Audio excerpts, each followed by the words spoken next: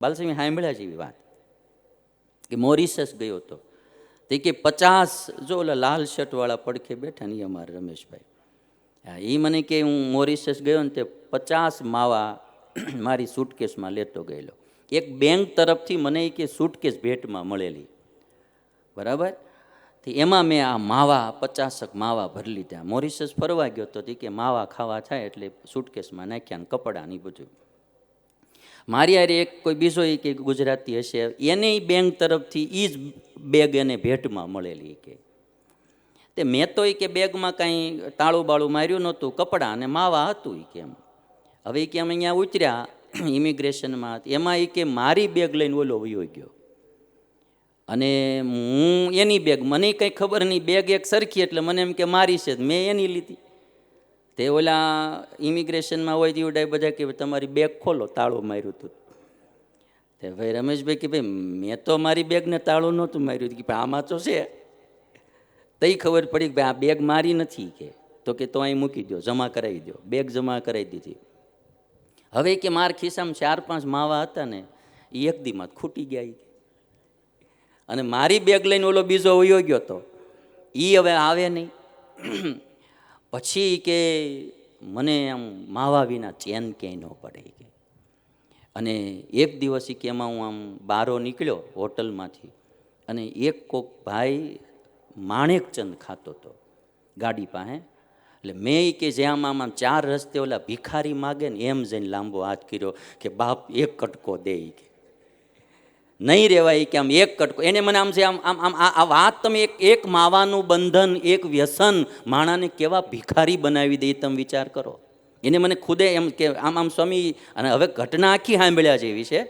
મને કે સ્વામી આમ આમ આમ જેમ ભિખારી માંગે ને કે 4 રસ્તે એમ મેં એની પાસે માગ્યું કે ભાઈ તું મને, મારે રહેવાતું નથી કે, અને મને એક કટકો થોડોક દે કે માણેકચંદ થોડીક દે કે.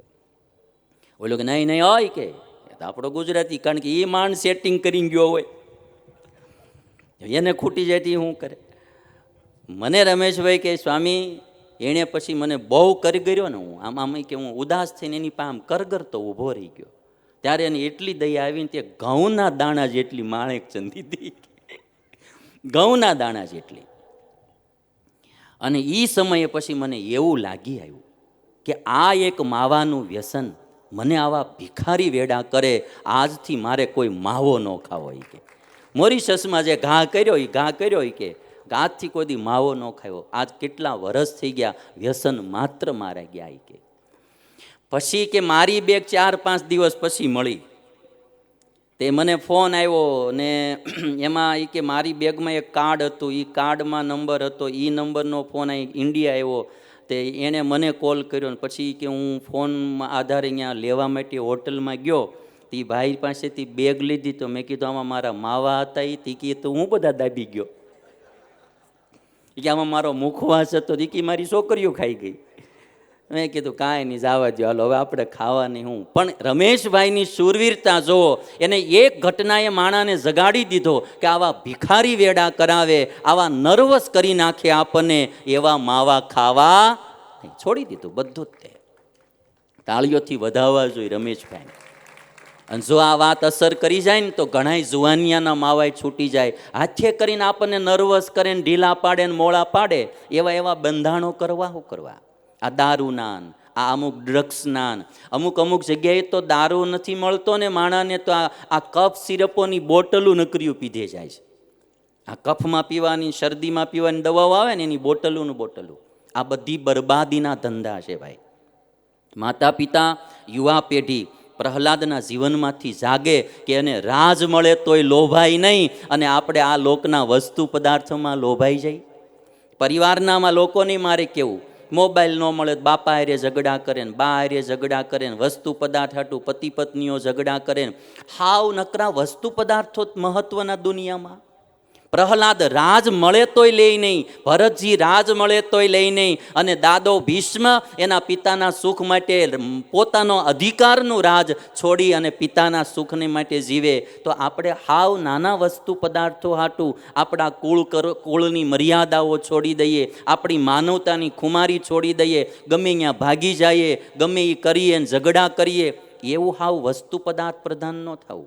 થોડીક જીવનમાં ખુમારીને વૈરાગ પણ હોવો જોઈએ. હું કોઈને એવું નહીં કહેતો કે સારા કપડાં ન પહેરો, સારી ગાડી ન રાખો, સારા બંગલા ન રાખો, સારું ન ખાવ પીવું, એવું નહીં કહેતો. તમે સારી ગાડી રાખો, સારા બંગલા રાખો, સારું કપડાં રાખો, સારા કપડાં પહેરો, સારું ખાવ પીવો. પીવામાં હું એમ જ કહું છું, તમે તાર બધું તમે પીવો, પણ આ દારૂ ડ્રગ્સ ને એવું ન પીવો. હા, બીડિયું ન પીવો. ખાવું હોય તો તમે પેંડા, બરફી, જલેબી બધું જ ખાઓ, પણ આ તમાકુની પ્રોડક્ટ ને આજે બધા ગુટકા ને એવું ન ખાઓ. વિકૃતિ ફેલાવે, આપણો શરીર બગાડે, આપણો પરિવાર બગાડે, આપણું માનવ જીવન બગાડે એવું કાંઈ ખાવું પીવું નહીં, એવી વસ્તુમાં લોભાવું નહીં. વસ્ત્રો તમે 10,000ની જોડી પહેરો, પણ વિકૃતિ ફેલાવે એવા ના પહેરો. 200 વર્ષ પહેલાં સ્વામિનારાયણ ભગવાને શિક્ષાપત્રીમાં જેદી હિન્દુસ્તાનમાં આમ બધા ભારતીય સંસ્કૃતિ પ્રમાણે રહેતા હતા, તેદી સ્વામિનારાયણ ભગવાને શિક્ષાપત્રીમાં આગવી દ્રષ્ટિથી એક શ્લોક લખ્યો કે યસ્મિન પરિહિતે સ્યુર દૃશ્યાન્યંગાની ચાત્મનઃ તદ્દુષ્યમ વચનમ નૈવ પરિધાર્યમ મદાશ્રિતેહિ. સ્વામિનારાયણ ભગવાન કે જે વસ્ત્ર પહેરવાથી પોતાના શરીરના અંગો દેખાય એવા દુષ્ટ વસ્ત્રો અમારા આશ્રિતોએ પહેરવા નહીં. 200 વર્ષ પહેલાં સ્વામિનારાયણ ભગવાને આજ્ઞા કરી હતી. હમણાં હું હિંમતનગર હતો, એક બાપા મારી પાસે આવ્યા. મને કે મારા દીકરાઓ દીકરીઓ બધા વિદેશ છે, મારે એ કે ગ્રીન કાર્ડ મળતું જ મેં ન લીધું. 10 વર્ષના વિઝા છે, જ્યારે એવું લાગે ત્યારે જાઉં, પણ હવે કે હું ન્યાય નથી જાતો કેનેડા કે અમેરિકા. મેં કીધું કેમ બાપા? મને કે દીકરાના દીકરીઓ ને દીકરીઓની દીકરીઓને એવા કપડાં પહેરે તો આપણને કે આમ શરમ આવે ને મર્યાદા રાખે નહીં. મેં નક્કી કર્યું કે હું ત્યાં જાવું જ નહીં. કે લ્યો, હવે આ દાદાઓ ને વડીલોને આવવાનું બંધ કરી દેવું પડે. વળી પાછા લોકો એવું માને કે ભાઈ એ તો સ્વતંત્રતા તો હોય જ ભાઈ. એક વાત તમને હું કરીશ, સ્વતંત્રતાનો મતલબ એવો ન હોય કે બીજાને નુકસાન થાય. આપણાથી કોકનું માઇન્ડ વિકૃત થાય એ ન કરવું, એ પણ એક દેશની સમાજની સેવા છે ભાઈ. આપણાથી કોઈનું મન વિકૃત ન થાય એનું એક ઉદાહરણ જીવતું જાગતું અમારા સ્વામિનારાયણ સંપ્રદાયમાં ઘટેલું. ગુણાતીતાનંદ સ્વામીના શિષ્ય બાલમુકુંદ સ્વામી બહુ રૂપાળા સાધુ હતા, અને સ્વામી એને ચૈત્ર વૈશાખના તડકામાં તડકે બેહાડે. ચૈત્ર વૈશાખના ઉનાળામાં તડકે બેહાડે. 2 મહિના સ્વામી રોજ બપોરે 12 થી 2 આમ તડકે બેહાડે. 1 મહિનો વ્યતીત થયો. બાળમુકુંદ સ્વામીએ કોઈ દી એમ ન પૂછ્યું, ગુરુ મને તડકે શા માટે બેહાડો છો? એક દિવસ ગુરુથી ન રહેવાનું એટલે ગુણાતીતાનંદ સ્વામીએ કહ્યું કે સાધુરામ, હું તમને રોજ તડકે બેસાડું છું, તો તમને કાંઈ મનમાં વિચાર કે આમ સંશય નથી થતો, શંકા? તો કે ગુરુ, તમે જે કરતા હશો એ મારું ભલું જ કરતા હશો.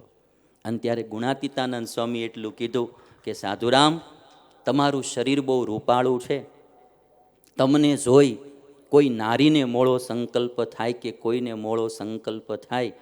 શાસ્ત્રોમાં એમ કીધું છે કે અન્ય ક્ષેત્રે કૃતમ પાપમ તીર્થ ક્ષેત્રે વિનશ્યતિ, તીર્થ ક્ષેત્રે કૃતમ પાપમ વજ્રલેપો ભવિષ્યતિ. બહાર કરેલું પાપ તીર્થ ક્ષેત્રમાં નાશ પામે, પણ તીર્થ ક્ષેત્રમાં કરેલું પાપ વજ્રલેપ થાય. અને સાધુ તો હરતું ફરતું તીર્થ કહેવાય. તમને જોઈને કોઈને ભૂંડો ઘાટ થાય ને તો એના જીવનું બગડે, એટલે તમારું ચામડું ધોળું છે એ થોડું કાળું થાય, એટલે હું તમને તડકે બેહાડું છું. બાળમુકુંદ સ્વામી કહી શકે કે બગડે તો એણે ધ્યાન રાખવાનું હોય, મારે હું? પણ નહીં, લોકના હિત માટે માણસે એ કામ કરવું જોઈએ. એટલે મારે ને તમારે બધાએ આ થોડી સાવધાનીઓ સમાજમાં રાખવી. આપણો સમાજ આદર્શ છે.